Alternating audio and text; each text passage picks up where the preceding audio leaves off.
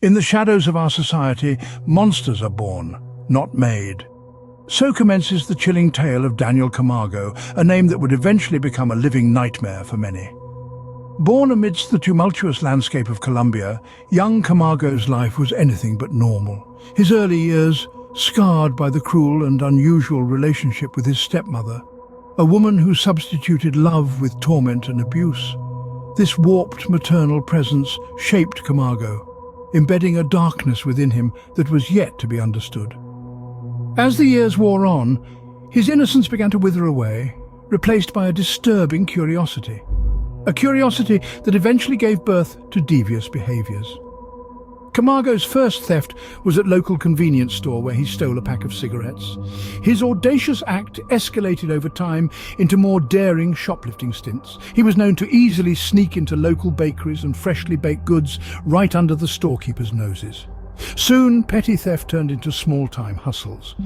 He started off by swindling unsuspecting tourists out of their money with false promises of guided tours. He notched up his game by breaking into houses in the dead of night, quietly sneaking into people's homes while they slept, stealing items of value. The danger and thrill of these criminal activities only seemed to feed his burgeoning depravity. His first assault was a brutal one. He attacked a lone tourist on a deserted street, leaving the victim battered and traumatized. Yet these seemingly harmless transgressions were merely the kindling for a far greater inferno. An inferno that was soon to consume the lives of countless innocents. Little did anyone know these were the early signs of a beast in the making. Daniel Camargo, a beast in human disguise, was not tamed. Instead it was unleashed. A name that would come to haunt the dreams of hundreds, his descent into the abyss of criminality began subtly, almost imperceptibly. His initial transgressions were minor in comparison, thefts and petty offences. But these seemingly insignificant acts were just the shadows of the grotesque and monstrous crimes that he would later perpetrate. These were not random acts of delinquity, but rather a rehearsal, a testing of waters before the plunge into the inky depths of depravity. Every theft, every petty offence was a lesson in the art of deception, the thrill of evasion, and the sweet taste of impunity. His first major crime sent shockwaves through the community. Camargo committed his first rape, marking his irreversible descent into a chasm of monstrous deeds. The victim, a young girl, teens, was lured under the pretense of a job offer. With a beguiling charm, he led her to a secluded area, away from the prying eyes of society. Over the course of his reign of terror, he would assault more than 150 young girls. His unsuspecting victims were lured with a charm that deceptively hid his vile intentions, reminiscent of a wolf in sheep's. He would entice them with promises or gifts, leading them to secluded locations, Ecuador and Colombia. The inevitable horrid milestone was reached as Camargo claimed his first life. He targeted a vulnerable young girl, her trust his weapon and her innocence his prey. With the same deceptive charm, he lured her to an isolated spot. There, he extinguished her life in a callous act of murder, her screams echoing hauntingly in the silent wilderness. He went on to extinguish the lives of more than 70 young girls, their existences snuffed out in cruel, calculated acts of murder. Camargo's modus operandi was bone-chillingly simple and grotesquely effective. He would lead his victims to isolated places where he would unleash his monstrous self, committing atrocities that would send shivers down the spine humanity itself. His crimes were marked by a chilling callousness, a complete disregard for the sanctity of life. His victims were just individuals to him. They were mere objects, tools to satiate his sadistic desires. His acts were not just they were a denouncement to the very fabric of humanity. His horrifying acts were the beginning, a legacy of terror. Camargo opened the floodgates of his malevolence, and there was no turning back. The beast was loose and it thirsted for blood. In the peaceful town of El Charquito, a sinister force surreptitiously took form within its quiet alleys. A close-knit community, once celebrated for its tranquil ambience, found itself teetering on the edge of annihilation, threatened by the embodiment of their worst nightmares, Daniel Camargo. Soon, he would be infamously known as the Sadist El Charquito. A horrifying descent into a realm of sadistic crimes began to unfold, within the peaceful contours of El Charquito, guided by the cruel hands of Camargo. His modus operandi was as chilling as it was meticulously executed. Camargo sought out the most innocent and unsuspecting of young girls, luring them into his web of deceit under the false pretense of employment opportunities, or by posing as a desperate man in need of immediate aid.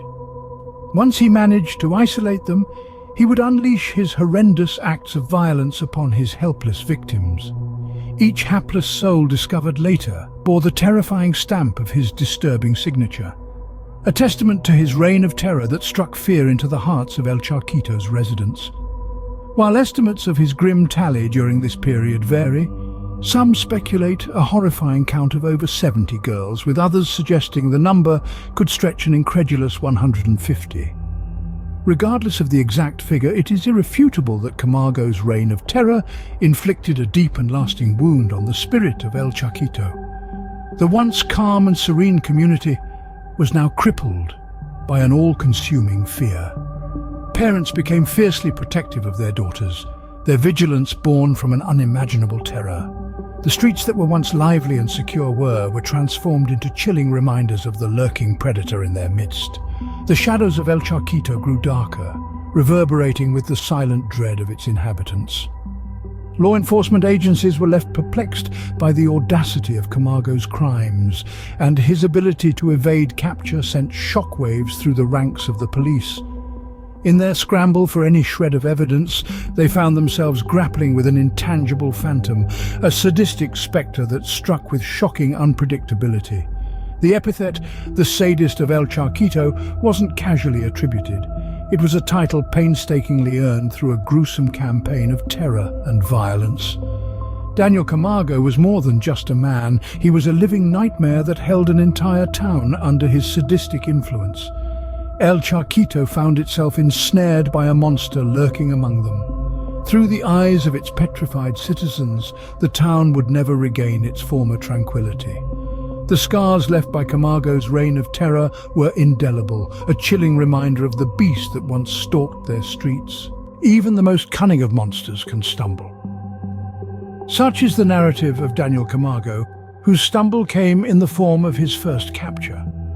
Arrested for his heinous crimes, Camargo was cast into the dark abyss of imprisonment, confined within the icy, uncompromising walls. His freedom was stripped away, leaving him to simmer in his own monstrous thoughts. But within the grim confines of his cell, Camargo's audacity and cunning prevailed. His cellmate was a man named Theodoro, a fellow criminal but one who was vulnerable to psychological manipulation. Camargo, a master manipulator, quickly identified this weakness. He began subtly playing on Theodoro's fears and insecurities, gradually building a rapport. Over time, he wove an intricate web of lies and charm, managing to manipulate Theodoro. The result of this meticulous psychological warfare was the full trust of Theodoro. But it did not stop there. Theodoro had a sister, Esperanza. Camargo, the silver-tongued devil, managed to convince her that he was a changed man, a victim of false allegations. He painted a vivid picture of a future filled with love and normalcy, far removed from his criminal past. This was no spontaneous of deception, it was a carefully planned and executed strategy. Esperanza, ensnared by Camargo's charismatic deceit, fell for his carefully spun web of lies. The climax of Camargo's cunning came when Esperanza smuggled a file into the prison, a tool that would prove pivotal in his escape plan. With this file, he painstakingly sawed through the bars of his cell under the cover of darkness.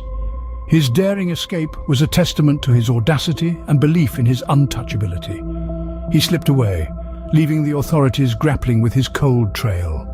Camargo found his freedom once again, free to reign his terror, free to prey on the innocent. His cunning had granted him his freedom, but at the cost of his humanity. But the beast was far from caged. Daniel Camargo, the sadist of El Charquito, was out on the loose again, ready to unleash a new wave of terror. However, every monster has an end, and Camargo's end drawing near. Unknown to him, his freedom was but a fleeting moment in his dark, twisted tale. The audacity of the beast was only magnified by the taste of freedom. Each passing day saw Daniel Camargo, the sadist of El Charquito, sporting a new veil of audacity, his monstrous acts reaching unprecedented levels of horror. His daring escape from prison was not a wake-up call, but rather a portal into a new playground of terror, a fresh stage for his brutal performances. He sought refuge in Ecuador, a land untouched by the echoes of his horrific history and appalling crimes. His criminal record did not cross borders. He was a spectre in this new landscape, operating undetected by the local authorities. In this unfamiliar territory, Camargo's reign of terror took a bone-chilling twist. His bloodlust did not merely persist, it escalated sharply. His victims morphed from mere statistics in his sadistic ledger into a grotesque testament to his growing audacity. Reports suggested that the number of lives claimed by this monster soared alarmingly, crossing the chilling threshold of 150. His preferred victims were young girls, their lives unfairly plucked at the bud. With deceitful allurements, he would draw these innocents into his web. Once ensnared, their lives were horrifically violated before being cruelly snuffed out. Their dreams were crushed to dust, their families fragmented, left grappling with an agonizing vacuum of loss. The dreadful shadow of the beast was omnipresent, reaching beyond borders, infiltrating the very soul of Ecuador. The authorities were at their wits' end. Each new crime scene was a cruel reminder of their persistent failure to capture this demon. Camargo had morphed into a living nightmare, a name whispered in fearful undertones.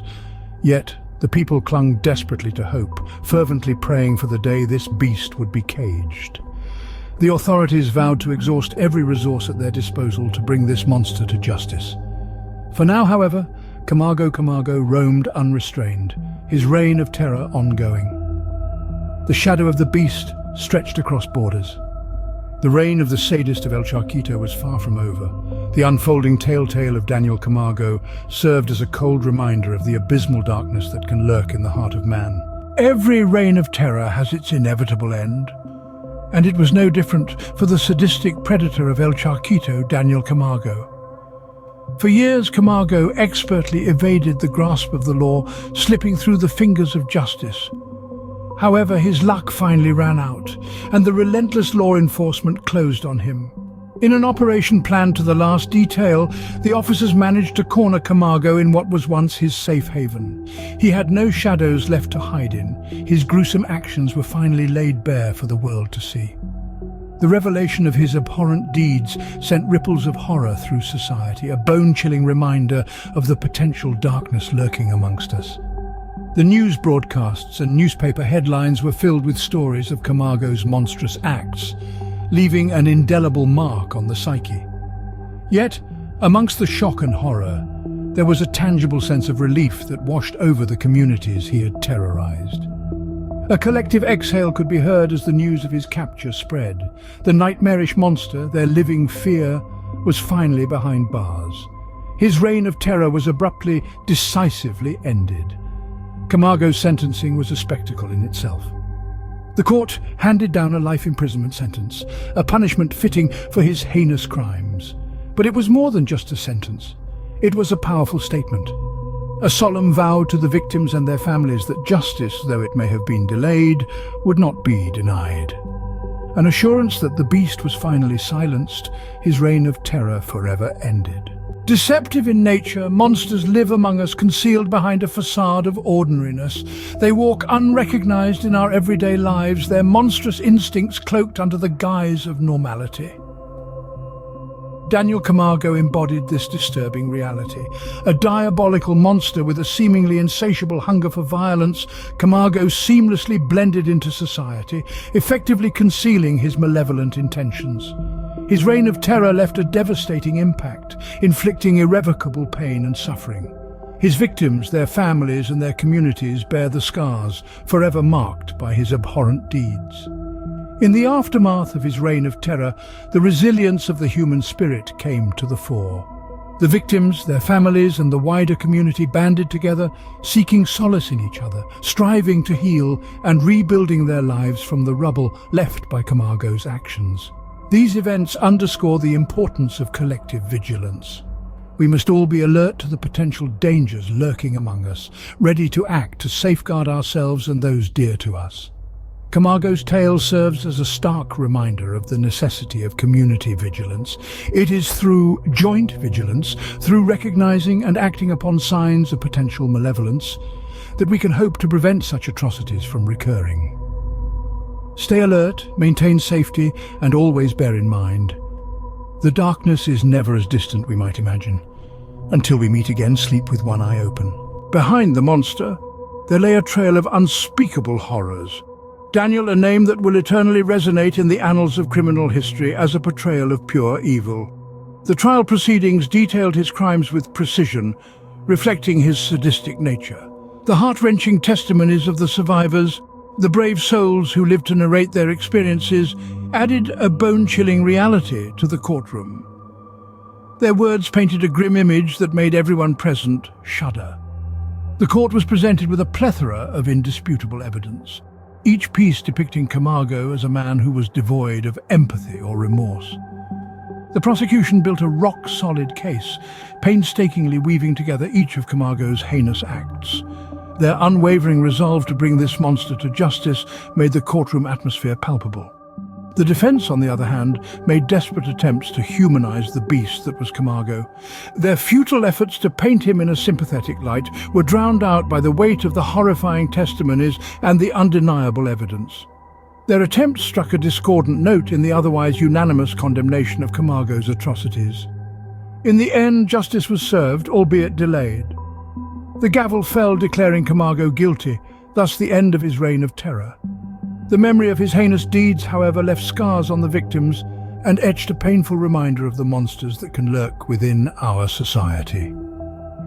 In the face of such darkness, we are reminded of the importance of vigilance, the strength that is found in community, and the resilient spirit that defines humanity. Thank you for joining us on this chilling journey into the heart of darkness.